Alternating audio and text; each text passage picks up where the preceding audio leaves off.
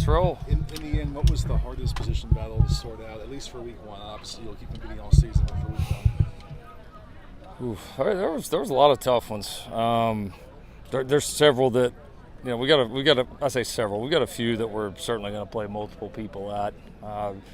See how the game goes. But there's several guys out here we feel like that have earned the right to go out there and play. So, we've had some tough decisions. We've had tough decisions. We've talked about the quarterback battle. I think certainly, kind of just divvying up the reps between the running backs. A lot of those guys have really had productive camps. The receivers competitive. Certainly the interior of the O-line has been very competitive. D-line, especially the interior, has been very competitive. Honestly, it's kind of hard. I guess I'm going to get to every position on the team here pretty soon. So I guess, and that's a good thing. So yeah, we got a lot of guys at every position that we want to play, that we want to see. Obviously, these guys go compete, and I'm sure we'll continue to evaluate throughout the season. There are a lot of similarities with this LSU team and you guys. New quarterback, new defensive coordinator, et cetera, et cetera. Yep. How do you go about preparing for a team where there isn't a ton of tape with the quarterback, or it's a new defensive coordinator, especially in this case? Yeah, it feels like a lot of these last few years, and probably, with quarterbacks, either graduating or transferring or doing all that they do, and then obviously all the coaching turnover the last several years, it feels like more of the first games have been like this, where you feel like, you watch people, but you feel like, all right, we're not maybe seeing exactly what it's going to be, or if you're having to watch a different opponent or a player from a different school, a coach from a different school. So it is what it is. As I said last night on the show, there's parts of it that, yeah, sometimes you wish you were just sitting there watching the people that you're going to play, like do exactly what they're going to do, or at least run their system. But then the flip side of it is, it's their first game in a lot of areas too, as it's going to be ours in some. So, you got to make the most of it. You got to be ready to adjust in first games, because even if it's the same system, people are going to have made adjustments. They're going to have changed and evolved throughout the year. And then obviously you add in all the the technology changes, and that's just a whole nother layer of adjustments that'll be fun. Going off of that, Lincoln. What's the challenge of first year you guys played Rice, first game, second year San Jose State, and all of a sudden you're coming in here first game of the year and playing LSU. What's just the challenge of knowing you guys don't have any sort of kind of tune-up opportunity before you play a national power? Yeah, never really viewed it like that. These games are fun. I've been in a couple of these big ones in early seasons, and they're great because you look forward to it all off season. It's a great way to start the season, and so I think it's a positive. First games, there's always a sense of new and excitement, and you're kind of waiting to see what you really are and what the opponent really is. I think you always feel that. But I like it. I like playing a marquee game early. I like playing a really good opponent early. I think there's a ton of positives, and like I said, I think there's been a momentum and an excitement about this that's been building for a long time. Coach, Blake Baker has known to use a lot of blitz packages and be very aggressive with his play style. What do you see as some attacking points this weekend? You want me to share them all? These guys know me well. He's done a really good job, right? You get the coordinator job at LSU, it means you've done a really good job. So I don't know him, but know of him. Certainly, impressed by the work he's done. He did a great job at Missouri working with those guys. Had a good group. They played at a high level. Did a nice job mixing things up, keeping off balance.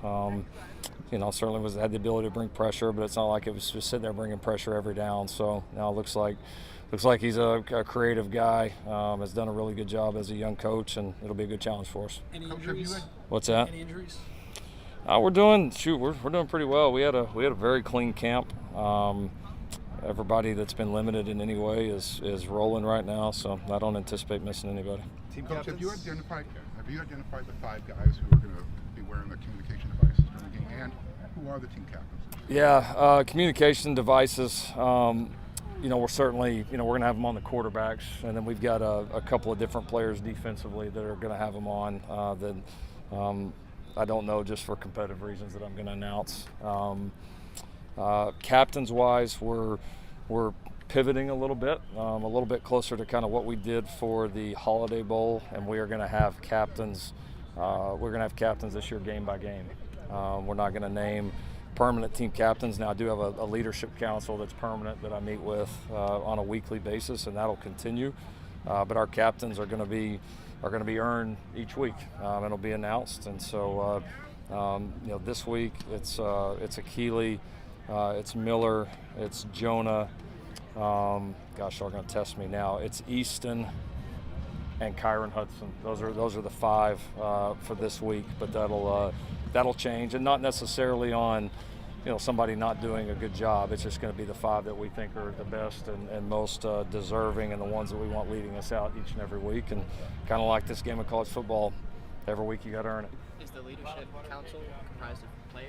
It is. Yep. Is that a new thing? Or is that No, we've been doing it. We've been doing it since I got here, so that'll stay pretty steady. Lincoln, we haven't asked you a ton about the pass rush. How do you feel about that just going into game 1? I'm excited about it. I am. I mean, I think, what I'm looking forward to is, listen, you always want guys to be able to win in one-on-one situations, but the other thing I think you look at is, are you affecting the quarterback? Do you have the ability to move the pocket? It's not always just, winning a one-on-one, maybe collapsing a pocket where he's got nowhere to step through or nowhere to scramble into. And so I think we've got some guys that have the ability to win different ways, and certainly hope to see some guys win one-on-one and get some free shots on their quarterback. But also we need to do a good job of affecting this pocket and trying to close down space in there and make life a little bit tougher, because no quarterback likes that. Let's see one more. Lincoln, now that you've seen them for a month, is there any true freshmen who have stood out to you this preseason?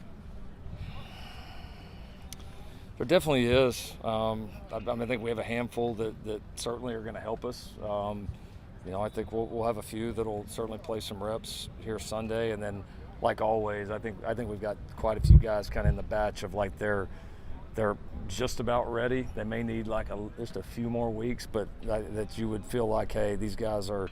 By the time you get in the season, it's hard to imagine them not having a pretty big role on this team. So.